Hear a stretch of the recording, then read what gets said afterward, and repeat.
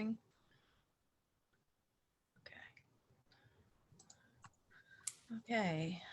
good evening.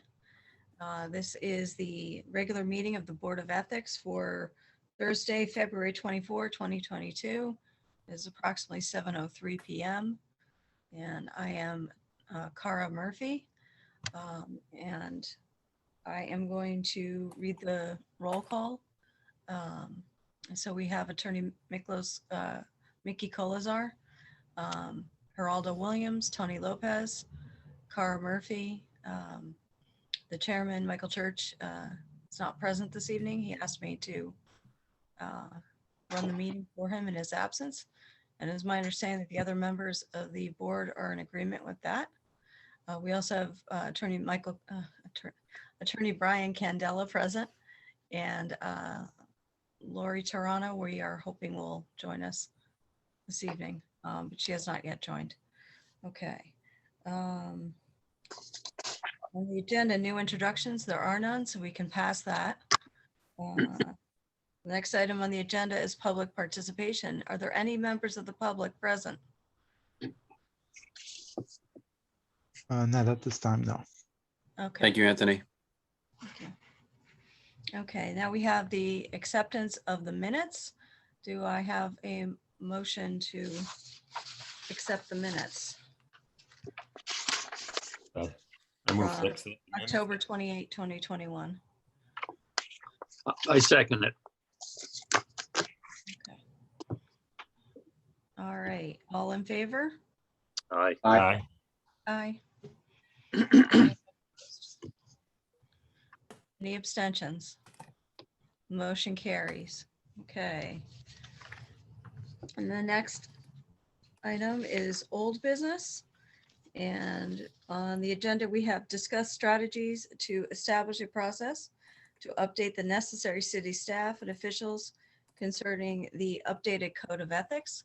And at this point, I think I will turn the floor over to Assistant Corporation Counsel Brian Candela so he can give us an update with regard to his efforts at City Hall.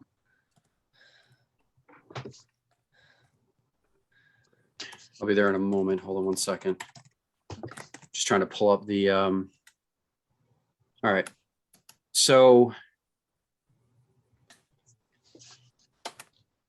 there's been a discussion about setting up a presentation concerning the revised code of ethics, as well as the citizens guide to the code of ethics. In light of the ongoing pandemic, even though the mask restrictions have just been lifted in Norwalk, it's probably best for us to consider having a virtual presentation of this the revisions that we've overseen over the last couple of years with senior level city employees and also Board of Ed, the mirrors of the Board of Ed with the city. So we have similar senior level employees and officials at this meeting. For example, there might be some other people who aren't in senior level management positions where it would make sense due to their position for them to attend as well. So the next steps would be, now that there's been a conversation about what this would look like, and we can obviously speak about it more here tonight, the idea would be, if it's agreeable to everybody, to start working on a presentation that we can put together for these senior level employees, at least initially the senior level employees, and perhaps work on getting this presentation recorded so that the senior level employees can go back to their individual departments and recommend or order the lower level people within each of their departments to take some time and to watch the presentation that was made this way, allowing everybody to see, number one, that there is a code of ethics and a citizen's guide to the code of ethics, but that it's also been revised. And along with explaining some of the changes and what it entails, also advising people that they can reach out to myself as staff to the Board of Ethics, and also to the Board of Ethics with any questions that they might have that might appear in light of their duties, either as an employee or as an elected official. So that's kind of where we are at this point. And so to me, I guess the next steps would be, how do we put together the presentation, and then working on scheduling the presentation so that, and Lori Toronto just joined. Welcome, Lori. So those would be, based on my conversations, that would be the next step for this board to consider. Let's just catch Lori up before. So Lori, Brian has been talking with some people in the city, and even though they're releasing the mask mandate, there is concern about having in-group training sessions. And so the preference is generally for a virtual training session. And it looks like what the city was proposing is to do high-level officials and employees of both the city and the BOE first, and then go from there. And it would be something that might be pre-recorded so that employees could also watch at a later time. So I know I have some general questions and concerns about it, but before I do that, I'm going to let all the other members of the Board of Ethics weigh in and ask their questions, and maybe my questions will get answered first. Lori, just so you know, since Mike Church can't be here tonight, he asked me to run the meeting, so that's Right. why I'm moderating. Okay, Thanks, Clara. all right. How we Okay, doing? Harold. Yeah. I was going to ask, are we following the protocol of virtual raising our hands with the Zoom, or we have to raise it physically? No, you just raise your hands with me and I'll Okay. pay attention and call on you. So I guess I have a couple questions and comments on that too.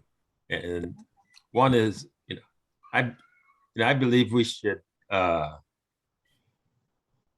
present the code of ethics to the folks that we need to present it to, and not focus on presenting the differences or the updates. Because based on my experience, I believe the majority of the people have never seen it when we've done brief surveys. I would not focus on presenting the difference, but assume that they don't know about the code of ethics, and just present the code of ethics and let them know it has been updated and this is where it stands today. This way, if it's somebody has reviewed it, they wouldn't assume that they already know. So that's my first thought. And then the second item, I would believe that we should, my thought is that we should have prior to this session focus on the elected officials. I would like to say the elected and appointed, but I believe the elected officials are accessible. It's a small enough group. And I think they're probably some of the folks that have the greatest exposure with regards to the code of ethics. So I think we should look at having, a separate session with the elected officials. And doing that soon, making that a priority. That's my first two items. That's enough for now. Tony? My concern is what was suggested on the time parameter. According to Ray Burney, reading from his email, that there was that 15-20 minute. I just don't know. It's a concern because I don't know what we can cover there. I'm not saying that we can or we could, and if we do, then what do we highlight? That's a short time span. Mhm. So Yeah. I'm not clear. What are we trying to achieve within that time parameter, or what could we achieve? I don't know. Any other concerns? Yeah, I would agree with Tony that if it's they should give us enough time to do a thorough training.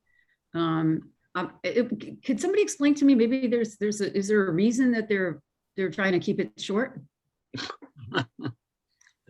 Brian, did you get any feedback on why Mr. Burney No. would want it short?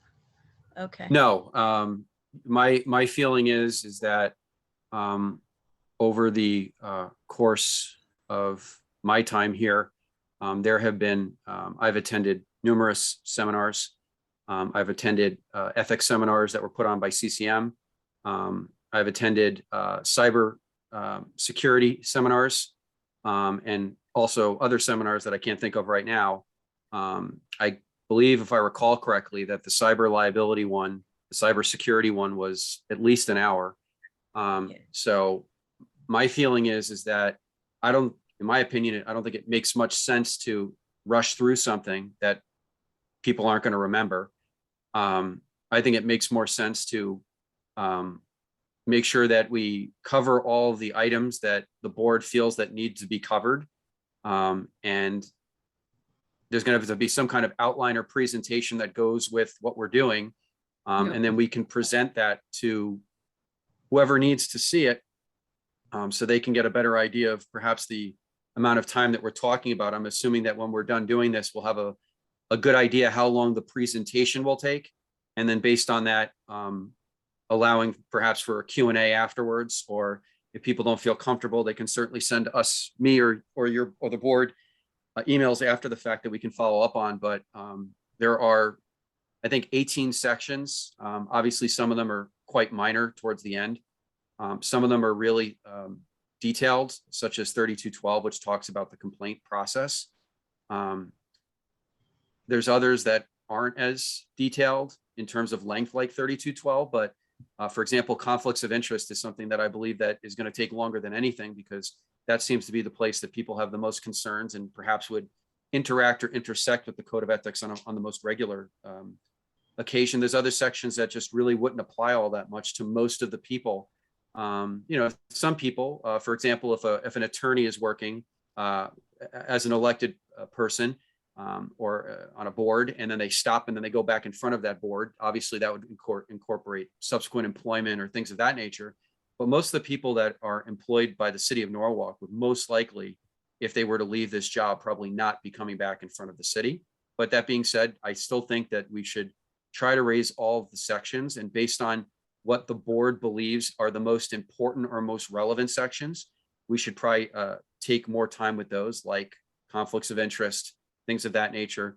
So I would really, what I would do is I would lean on you guys to decide which sections you want to spend the most time on. Then we can work on that, putting together a presentation that you feel most comfortable with, perhaps a brief summary of the section, and then maybe a hypothetical example, 1, 2, whatever it might be, so that people aren't just listening to us talk, but they can then be given the hypothetical and think about it before we move on. So I don't know how long it would take. I don't know that 15 to 20 minutes would get it done based on the amount of detail that's in here. But again, I'm sorry, go ahead. I've been talking a lot. Oh, So just other a quick people. question for you, Brian. Yeah. To my knowledge, they've never had any ethics training at all on this. Would I be correct in that? Yeah. So if they've never had any ethics training at all, I think that to just reduce this to 20 minutes is unrealistic. If people are going to be held to, the content of this, we should at least have an informative, give them the time to really, get the scope of it. Maybe you're right. I agree with everything that you said. There's some sections that we don't need to delve into too deeply, but just to make sure that they know that they're there and they need to check in if a situation arises that could apply to them.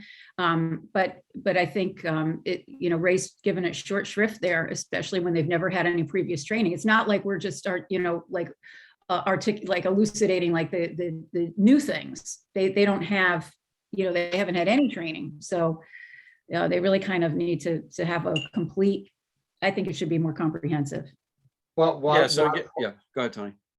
I was just going to briefly say, while I don't know what could be done in 15, 20 minutes, while I did express that sentiment, on the other hand, on the other, extreme side, I just don't know the attention span either. I don't want to sound like I'm talking on both sides of my mouth, but sometimes you could do something so voluminous that you lose people after whatever it is.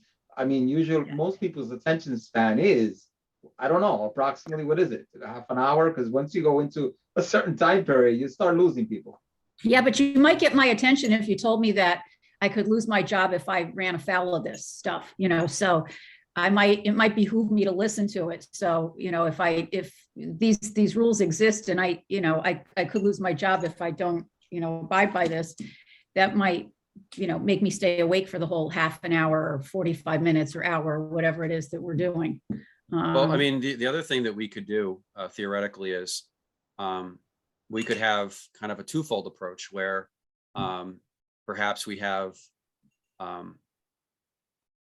put together a brief presentation for people and then a more comprehensive one where perhaps we don't have anybody watching and we're just making the presentation of each of the sections so that people can watch it in as short a time period as they want. So if they start glazing their eyes over in 10 to 15 minutes, watch the 10 to 15 minutes, turn it off. Tomorrow, come in and watch 15 minutes to 30 minutes. And if it takes an hour and it takes them 4 times to watch it at 15-minute intervals, at least they can say that they've done that. And I mean, because I don't know that I don't know that we're going to get the type of, I don't know that we're going to get the type of thing where we're going to be able to put on a live presentation that's being recorded and that we're going to have 100 people watching it that are going to sign on onto the virtual Zoom or whatever. I guess that's still up in the air, but what I don't want to have happen is I don't want us to look at the time and say, oh, we're at the 20-minute mark and we've only gotten through conflicts of interest. And so we're going to either just kind of very briefly go through the other ones. I want to make sure that, I mean, and there's like there's either 15 or 18 sections. I want to say there's 18. And of those 18 sections,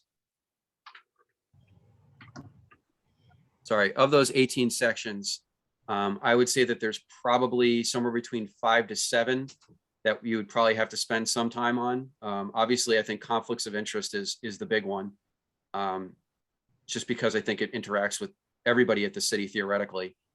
There's other ones, and we could take a look at it in more detail. Is it and possible you don't to know. break it up? I'm sorry. Is it possible Yeah, to break it up into 2 sessions? It really depends how they want to do it. I mean, it sounds, I mean, nothing's set in stone. I think these were just suggestions. But, I mean, it's, I think that if it's a recorded session and not everybody is there to watch it, then I would recommend that we put the link on the Board of Ethics webpage on the city website. It's easily accessible. Someone could sit there for 15 minutes during a break or at lunchtime or 15 minutes at the end of the day. And after 4 days, you're done. And it's only been a 15-minute interval a couple of times if it takes an hour. But I think having it recorded would allow people to also go back and take a look at it if for some reason, a situation comes up and they just want to get reassured that what they're doing is the right thing and they don't want to necessarily reach out to us immediately. But I want to make sure that I agree. I want to make sure that we want to do this one time and we want to do it right so that people have this tool in front of them now and hopefully years from now that they can go back and look on because it should be on the website. Right. So I have some thoughts myself, but first, I know Geraldo's been very patient, so let Geraldo weigh in and then I'll give you what my personal thoughts are. I was going to say, you haven't spoken yet, so I don't mind, passing my time. All right. So my own personal thoughts on this are, if you go to the state Board of Ethics or Ethics Commission or whatever they're called, they have a pre-recorded training that is self-guided, and if you go and you look at it, it's like a PowerPoint. There's no audio to it, and it's there's training, and then there's a question, like a quiz, and they do it by section. So kind of like our code has very defined sections. They do sections, and you can't move on to the next section until you pass the quiz question. So it's self-guided and it's planned to be for, 30 to 40 minutes in length. And then at the end, there's a little certificate that you can get. I think that we should think about maybe doing some sort of pre-recorded Zoom webinar that has a PowerPoint in it, where we have somebody who's a moderator, and then maybe we could split up the sections and have one master PowerPoint is kind of what I was thinking. And then it's pre-recorded. You know, the first couple of times we do the webinar, maybe we can do it live so that the elected officials can ask questions, and that'll be recorded. And then if other departments want a live version of it, but we have one master program that if somebody wants it by request, we can do it. But we have a pre-recorded one too for everybody else. And then they can print out the PowerPoint if they want from our page, and they could keep it, and it'll be a refresher for them. But I think as far as length, for a pre-recorded thing, maybe 35 to 45 minutes, maybe 50 minutes if we can do it. For a live event, maybe an hour, because I think that for a lot of people, their attention span is probably going to check out around the 30 to 45 minute mark. And then but you want to leave some time for questions too. So that's my own personal thought on how to do this. I just want to chime in real quick. I've done we've had cyber training a couple times, and we had one time where it was in one of the main rooms where it was like 50 or 75 people, and the seminar went on for about an hour. I found it interesting. I don't know how others felt, but then subsequent ones have come up where IT has sent a PowerPoint presentation where they explain a cybersecurity metric that you're supposed to use, data point that you should be using. And then after you're done, they give you a question and answer session. I think it's like 2 to 3 questions. And then before you move on to the next session, as Kara said, you have to score a certain point. Otherwise you have to go back and do it again or score better. But that could be another thing that we can do where, we can, again, create hypotheticals after an explanation of the section. And obviously, create an answer chart that has a clear answer that only one is the correct answer, that it's not something that can be negotiated, and then move on to the next section. And we can do that for certainly some of the sections that would be most applicable and I think would cross the paths of officials and employees at the city, such as conflicts of interest, for example. I wholeheartedly agree with what Kara said myself, particularly the notion of a webinar, and particularly like you just said, Brian, that question and answer. I think that format lends itself to good training. I think even good attention span, rather than what was proposed by Ray on the email, that we collectively. Right, because I think people learn at different speeds, and some people might need to keep going back and reread the materials, and other people may get it the first time. And so I think a webinar format with some sort of interactive PowerPoint, if IT can help us do that, I think would lend itself to, one, making our lives easier because it's involving our time. And then we could use that PowerPoint as a basis to do actual live training for any department who wants it. If the Common Council wants a live training, certainly we're not going to say no. Right. If the mayor wants his entire administrative staff to have live training, we're not going to say no. But at least we have a pre-recorded one because of the sheer volume of people that need the training. I also think you're right, Kara. There are people, one example that I was thinking of when you guys were just talking about that, and it kind of triggered when you said that, when a specific department might want it. I'm thinking of, for example, I'll just use the procurement office, where that's not a chief head of department position, but with procurement and things of that nature, that's something that that person or department might want to look at this again a second time. I think some people in the city are, such as elected officials or appointed officials, are more likely to get tangled up in more aspects of the code of ethics in theory than other officials or employees. It really depends on what your job or responsibility is for the city. And so people might have different concerns within the code of ethics as well. Some people might care very much about the conflicts, and some other people might care more about subsequent employment, for example, things of that nature. Right, and Questions? Oh, sorry, Cara. it's okay. And the Common Council, having gone to so many ordinance committee meetings, conflicts of interest is what they are worried about the most. And Absolutely. so they may look at the webinar that we might do as part of it, and then they may come to us and say, hey, we need 45 minutes just on conflicts of interest. Can you put something together off of that, just on conflicts of interest as extra training for us? You know, and we can always pre-record that too, or record it while we're training, and have it on the page for the board. So I know, Lori, you got a comment. Geraldo's been patient, and we haven't heard from Mickey at all. Oh, okay, well, just quickly, I think that's a great idea. I completely support it. I'm just wondering if we have the budget for it to develop it, you know, because they'll charge back IT's time to us. And, you know, so as long as we've got the money, or it can be, you know, charged back to another department, fantastic. I do think that it's important to make sure that there's some, you know, recording of who attended, so that whether we have questions that verify their, you know, like confirm their knowledge, that, you know, a little quiz or test, great. I know in my firm, we have to sign something that says that we've read it, you know, that we're familiar with the changes. Sometimes they do videos like we were talking about. Sometimes you just have to read stuff, but there's a certification that I know what the thing says, and I've had the opportunity to read it, and I get it, so that later on I can't say, oh, I didn't know about that, you know, that we verify attendance and that kind of thing. But I think it's great if we've got the budget to do that. That would be wonderful. So do we know, Brian, like if we've got money available to make that happen, or? My understanding, at least at this point, is that there's no money in the budget. That being said, I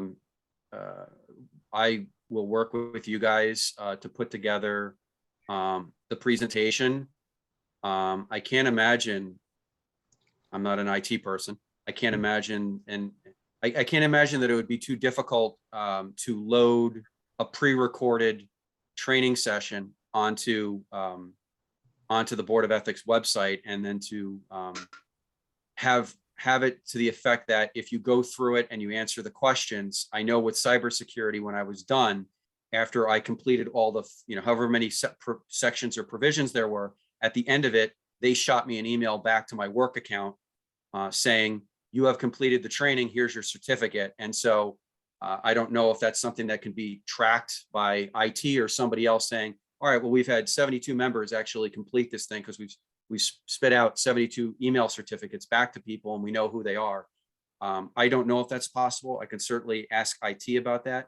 But in terms of putting together a presentation, I'm more than happy to work with all of you to put something together so that this can go on, so this can go forward. And I don't know if there's going to be an associated cost, but I can't imagine. I can't imagine that there would be for me to work with you to put together the PowerPoint presentation, the presentation itself. Okay, good. Geraldo? Okay, so a couple of things.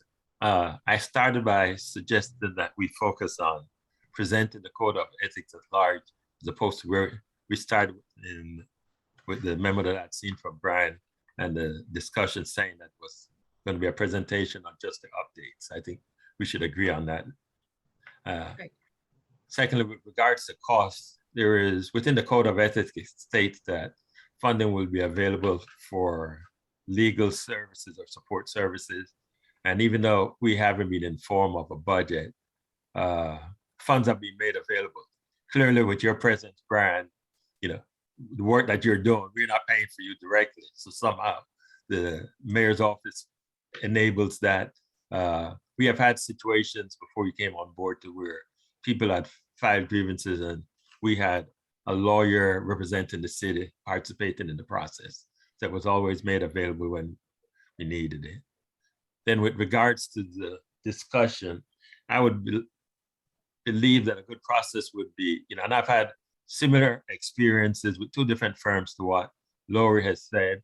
And I've also checked and see how the state has done it and looked at the same system that Kara referenced even locally with Pitney I worked, they had a similar system to what the state had, and everybody had to go in there and,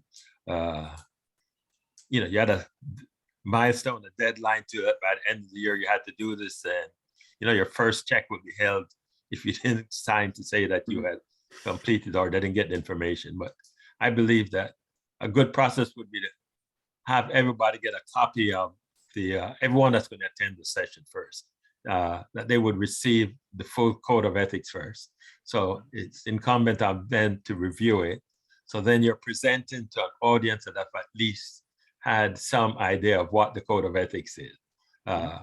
We don't have to go through every single item in there, but focus on what are the key points, and sometimes it's respond. And I think like the elected officials, they would come in if you sent that to them, and even with some information, even if there was a summary, the guide along with it, once you're presented, a lot of that would be driven by questions that would come from them too. Just focus on the highlights. Yeah, because you're not going to, I wouldn't expect us, and I don't think anyone would expect us to go through every single word in here and, read the code of ethics in a given period of time. I think it would more be, send it to them and then focus on that we're there to educate them by answering the questions and arbitrating, the issues where they're concerned about something that seems nebulous to them. That's it, Carl. Mickey, do you have any comments, questions? Well, sure. My first question is up in the upper left-hand corner of my screen on my computer, there's a red blinking that says recording. So is somebody recording this? Yes. Yeah, the city does. It's Always live have. streamed to YouTube. So what is to prevent us from putting together a program and we limit it to whatever time we've decided, say it's 1 hour, and record it like this is being recorded now? That wouldn't cost us anything, would it? No. Well, anyway, that's Nikki, what were you suggesting to do with that? Yeah, but it would be more interesting if we had a PowerPoint presentation and interactive questions that they could answer and, that kind of thing. Absolutely. Yeah, that's where the cost would come in. Sure. So anyway, then my next comment is, I guess probably, I can't remember how many years ago, 6, 7 years ago, we put a presentation together, Michael Church and I forgot who the third person was. This was for the public. It was not for employees of the city of Norwalk. We had it in the community room. And what we focused on, and it took about us 45 minutes to go through the parts of the code we felt needed to be heard by the public. It might be slightly different for the employees, but we had each person, and there were 3. In this case, we might have 4 people. I'm not sure if we want 5 or 6, but you'd be assigned your topic. You'd present it in a summary form and then give a couple examples. And the examples, at least when we presented it to the public, were what got people excited. But that kept their interest rather than just regurgitating what the code says line by line or paragraph by paragraph. So we had a brief summary, and then you would have a couple actual examples, and then that would be that presenter. And then we'd move on to the second presenter, and likewise she would cover a certain summary of a code section, and then give some examples. And that's how we did that. That was live though, but I see no reason why we couldn't do that via Zoom if that's how we end up wanting to do it. So, but I think figuring out what we want to do and then who's going to present each section, and then have a run through or 2 first, so that we know what the time frame is. We don't want it to go an hour and a half. People would be gone at that point. So my comments. Yeah. One other thing, I think my recollection, I attended a CCM training when I started on the Board of Ethics. It was like a 4-hour session, but I'm not proposing, I don't think we need anything lengthy like that. But my recollection is back then they had said that, any Board of Ethics or other groups within the municipalities, that you could arrange with them and that they could do the presentation or training if we needed. So we could check with the city to see if that is true, because at that time they had mentioned there was a membership fee paid by the city of Norwalk already. So that, Well, there, if so I can needed, tell you then that, allocate to that could be done. I can tell you that one of the ethics seminar trainings that I attended at CCM was actually conducted in our at City of Norwalk. Okay. It was during the day, and I don't know how many people from the city showed up. There was about 20 people that showed up to the seminar, and I know that I attended, and I think 2 other people from the law department attended, because not only did I think it was relevant as staff to the Board of Ethics, but it could also be used as a part of our CLE requirements that we now have in the state of Connecticut as lawyers. Some of us who are lawyers have to get CLE credits as well. And so CCM seminars were free. You didn't have to pay for them. And it happened to be at City Hall, which was even better. So that's certainly an option as well. I know now they typically CCM has had 2 ethics training seminars in a year. And typically they try to have one in one part of Connecticut and one in another part of Connecticut. So they try to make it fair. So I remember the other one I ended up going to was like in Meriden or something like that. But they did have one in Norwalk. It has happened before. Okay. But the CCM training is not on our specific code. Correct. Correct. So what I was saying though, that when I attended that, they had said that they offer services that you could have them contract with them to do that, specifically a presentation on your own code. But at what I don't know if cost? that's still a policy. That's like 5 years ago. I don't know. But we The could add- CCM training seminars have kind of disappeared over the last 2 years. I don't know if they're back yet or when they would be coming back, and when they would. I don't know if they're doing them virtually now still, or if they're doing them in person, or when they would feel comfortable putting presenters back in person. But I haven't seen any at CCM that have been presented as we're going to be doing this in person in the last since the pandemic started. And I get mine wasn't the same CCM training, just using them as a resource. Yeah, to do absolutely. the Yeah. training for us. So Brian, after you received the email from Ray Burney, did you have any feedback from Mike Church on this subject at all?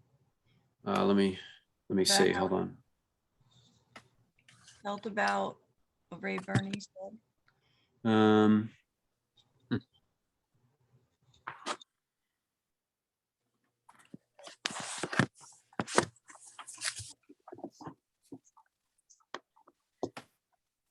Bear with me 1 second.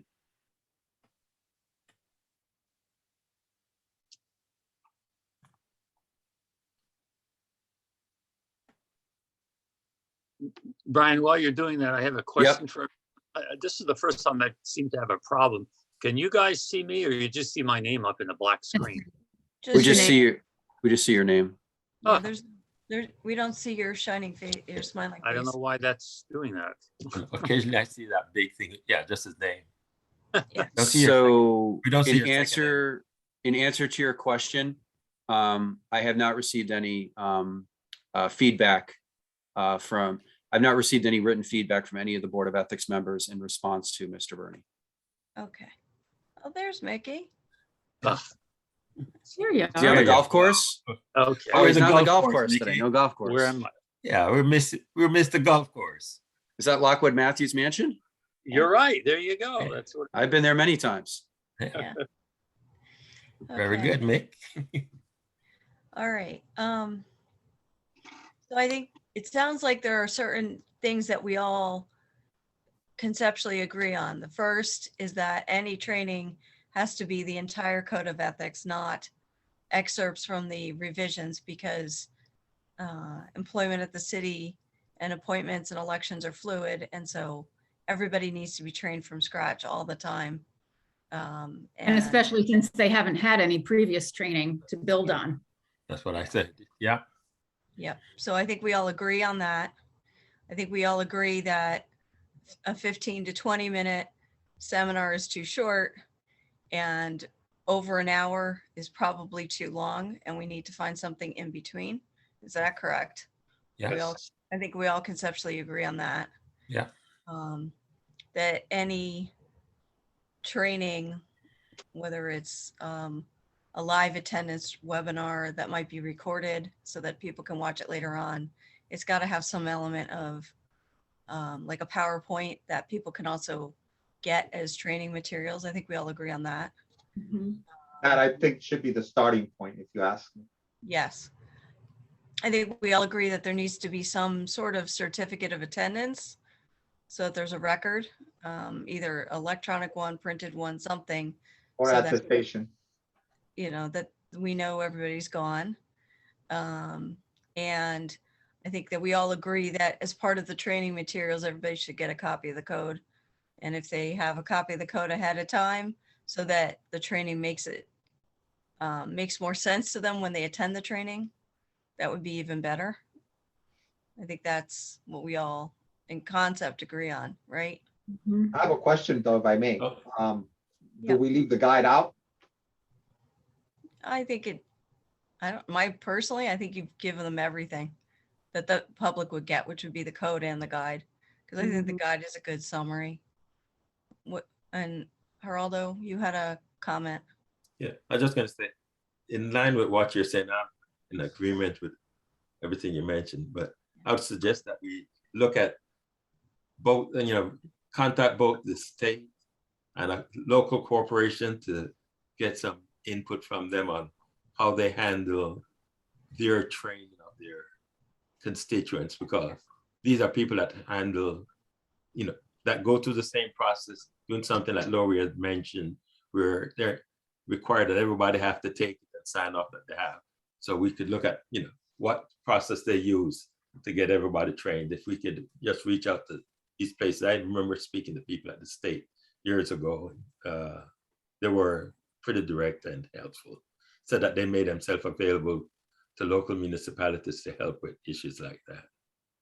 So we're not asking for to come and do the training, but more giving us some ideas of how they would, how they have done that. Like the state, how do they reach out to all the employees?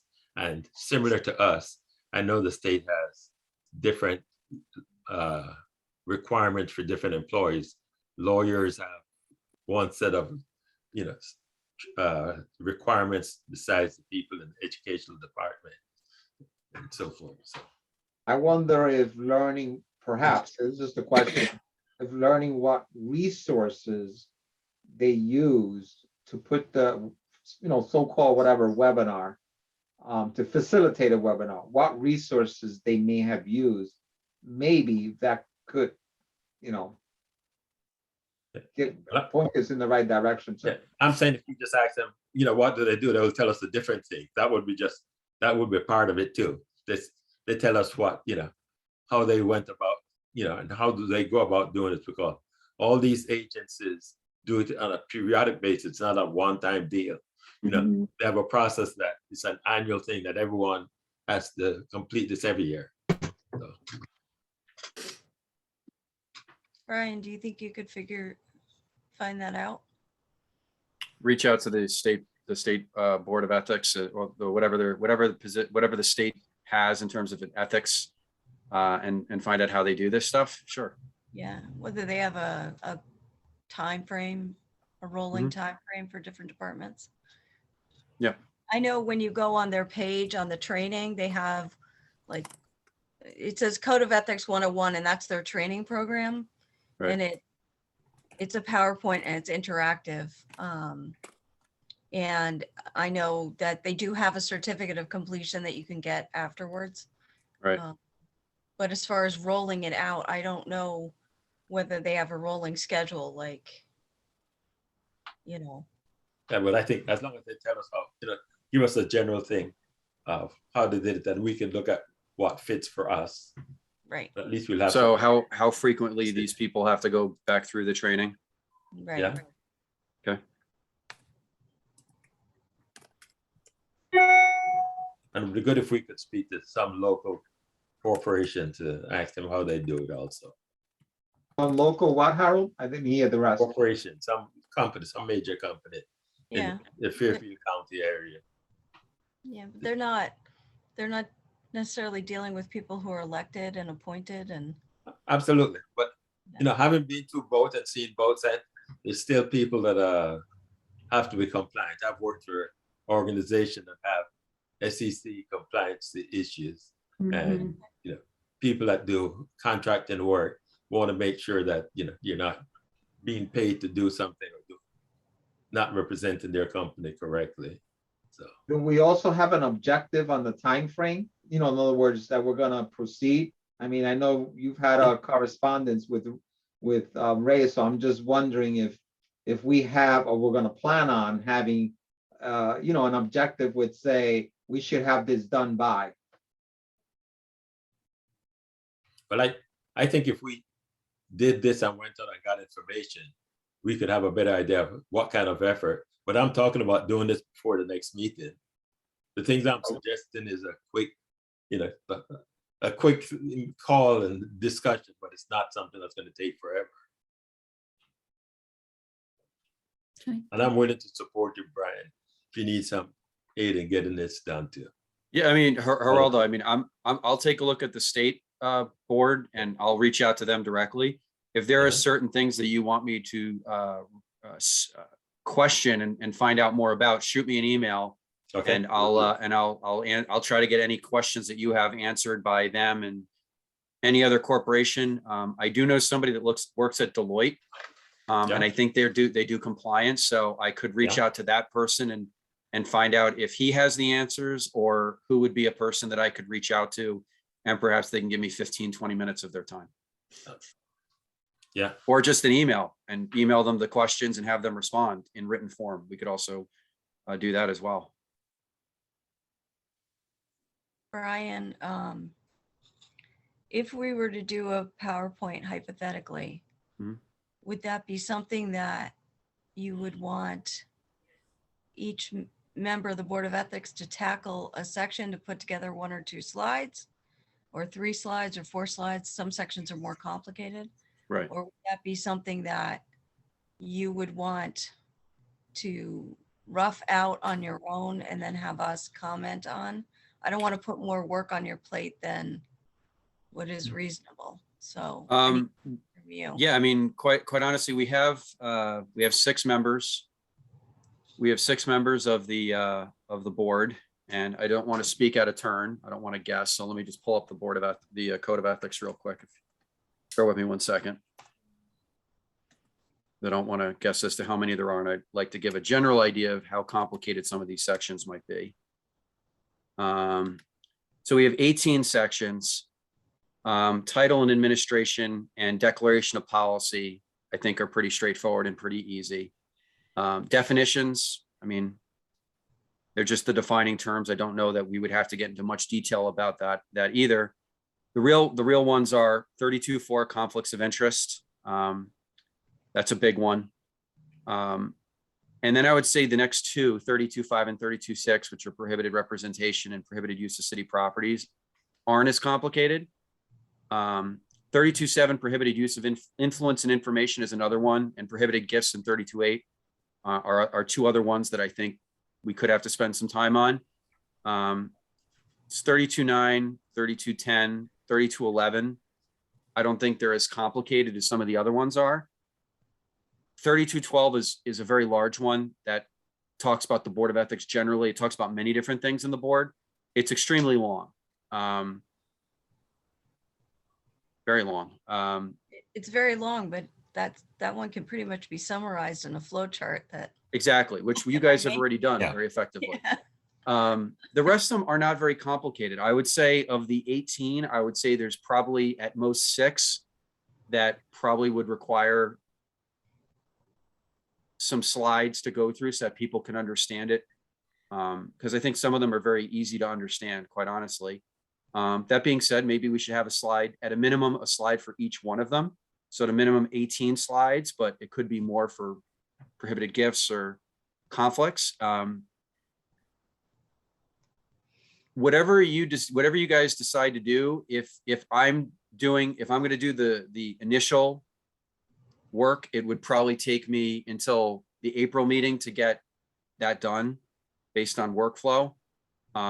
If we all divvied up the code and we agreed on what it is that we're trying to put in these, a general idea about what it is we're trying to put in the PowerPoint presentation, then there's probably a very good chance that we could have all 18 done or a majority of them done by the March meeting. And certainly we should be able to have a decent draft done of all of them no later than the May meeting. Like, I mean, like a one that's almost ready to, or if not ready to be presented by that point, I would imagine. Okay, so maybe what we could do is, since the chairman has not weighed in on any of this, why don't I work on tracking down the chairman tomorrow or early next week? I have court tomorrow, but in between court and some depositions I have on Monday, I should be able to get in touch with Michael by middle of next week, I hope, and let him know what we're all thinking. And then I'll get back in touch with you, Brian, or have Mike get back in touch with you, and then we'll figure out how we're going to proceed. In the interim, any information that I receive from either a private corporation that we're able to get in contact with or the state, any information, documents, if I get any of those things, I'll certainly send it out to you guys as soon as possible. Yeah, I was going to suggest if we could do that in the next week or so, at least get some idea from them, then it will at least put us in the right direction. It's going to put us on the path to see what needs to be done. I'll So certainly reach out and hopefully they'll be responsive. hypothetically speaking, if the members of the board divvied up the ethics code and at least roughed out PowerPoint slides for you, Brian, would that be something that the other members of the Board of Ethics would feel comfortable doing? I If we did definitely that? do. Geraldo, Lori, Tony, Mickey, would you all feel comfortable doing that if we did it that way? And then Brian can then look at them, make sure they're compliant. And then we could put it all together, merge it all together. Would that be something everybody else would be comfortable doing?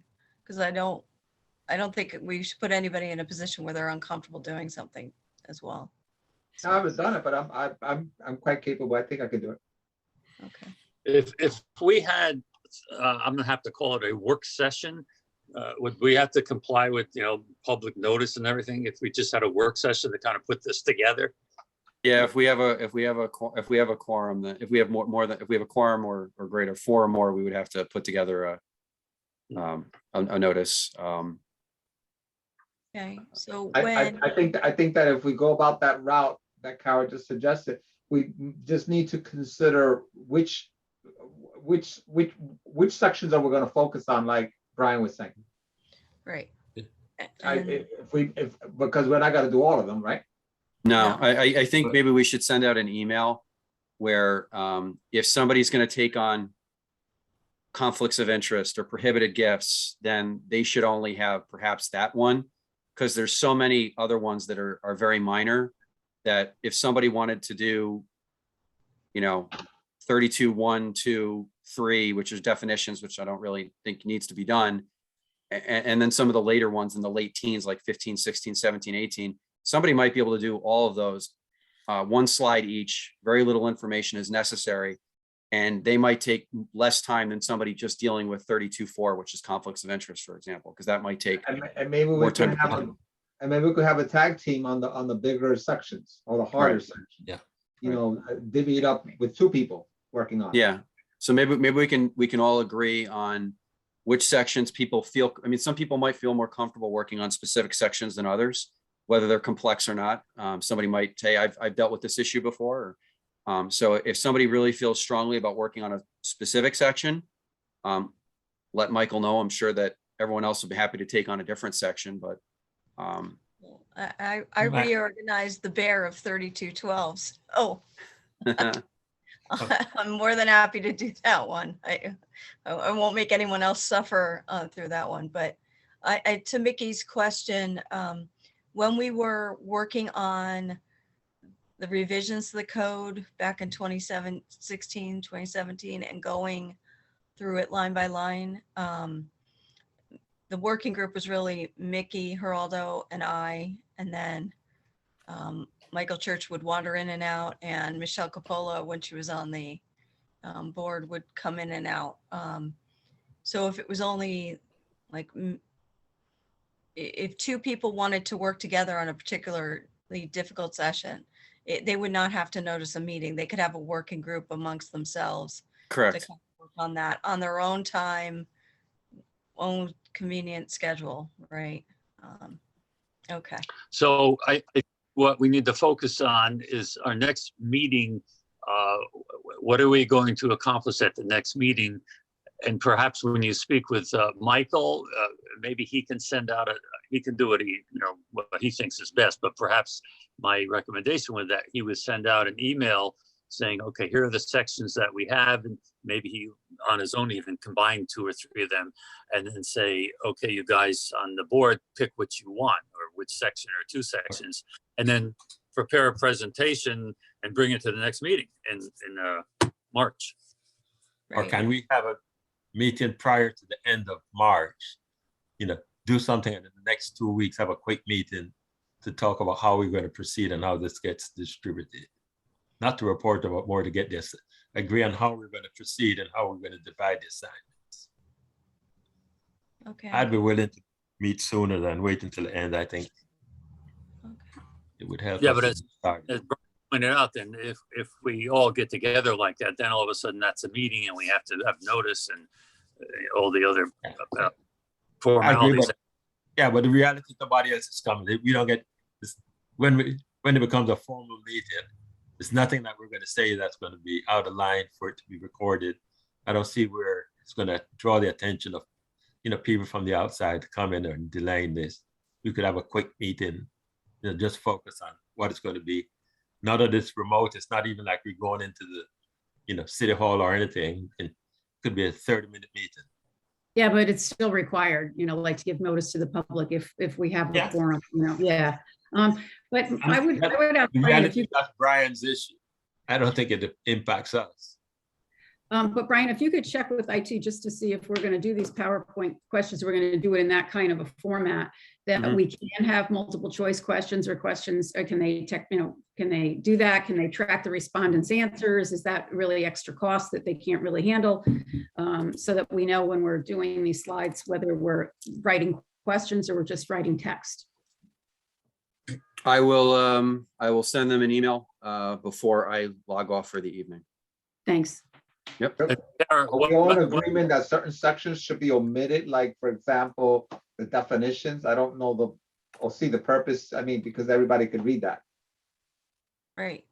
Yeah. Well, I let's, still think just to be thorough, we should explain it, like this pertains to definitions. If during the course of the review of the code of ethics, you come across a term you're not familiar with, you're going to go here to see if it's defined, and then just move on, but I think just if we're going to do it, we're going to do A to Z and we're just going to mention it. And then, it'll be like a very brief and then go into the meat of something else that's got more content, right? Just to kind of make sure we're covering the whole thing. okay.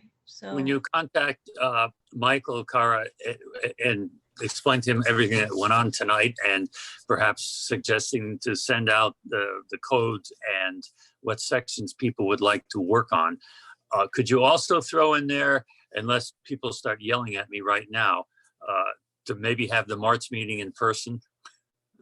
Because I hate these Zoom meetings. I hate them. And I think we might be able to get more work done, and particularly what we think we're going to be doing at that point. So, see what he said. I don't think that is his choice. I think that's the That's right. mayor's choice and the city's choice. Mm, And for the record, I love these Zoom meetings that I don't have to leave the house. I know, me too. Brian, are we allowed to have an in-person meeting or no? I know that we now have to provide, if somebody were to reach out to me 24 hours in advance of this meeting, I would have to provide them with a room and the ability to call in and listen to the meeting if they wanted to go in person to City Hall to listen to it. I don't know the answer to the question. I don't know that there's been, to my knowledge, I don't know that there's been any meetings that have been in person at City Hall since March of 2020, as far as I know. But I could be wrong, but I don't have that information. Yeah, I know the Common Council's not in person, correct? Right. Okay. And different things, I've seen some different things where there were requests to have meetings and they were told it had to be remote. Yeah. And I have another motion that Geraldo get a better computer or something, because every fifth word I cannot hear that what you say. Everybody else is fine, but for some reason, Huh. you're talking, and then that's what it sounds like sometimes. So the reality is I have a new computer that I just set up today and there were some options. So maybe there is something there. So Yeah. All right.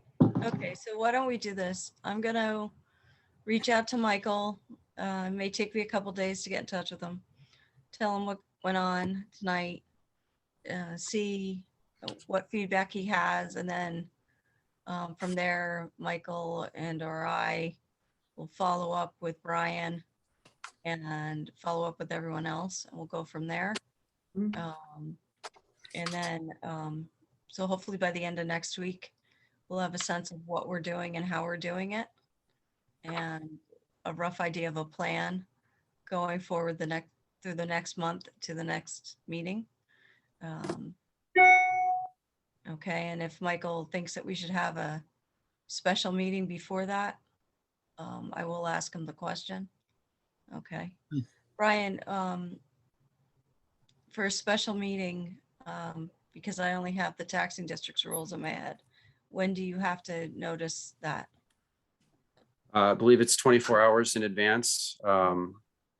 So we would just have to we'd have to have the agenda and any backup materials that you wanted attached to it.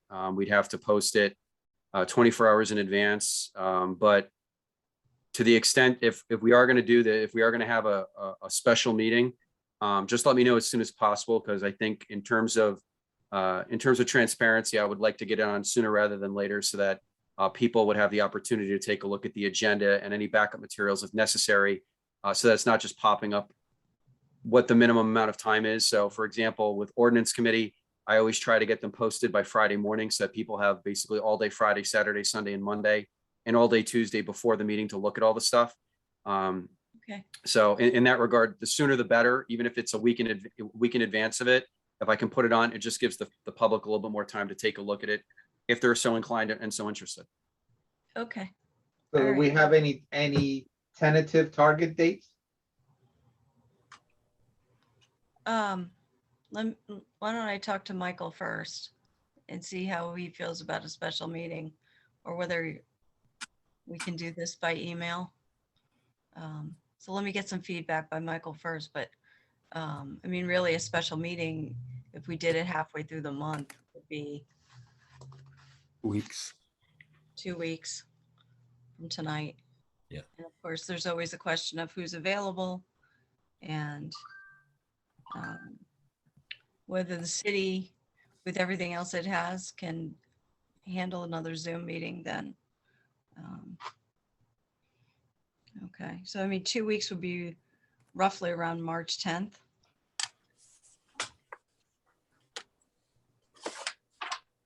Roughly. Yeah. But why don't I talk to him first, see how he feels? Okay. All right. So anything else that we should discuss tonight? Any new business? I don't think there's a need for an executive session. Okay, so is there any other discussion? I move we adjourn. Okay, Second. Laurie Terma seconds. And Mickey, All you in fit favor? good with that bit. All in favor, aye. Aye. Okay, any opposed? Any abstentions? Okay, the motion carries. Thank you very much. I'll follow. Thank you, up everybody. with Thank everybody. you. You. All right, Good thank meeting, Tara. Good, everybody. you. Be Okay, safe, everybody. all righty. You ran a great meeting. Thank you. Bye. Take care. Good seeing everyone. Take care. Okay. Now I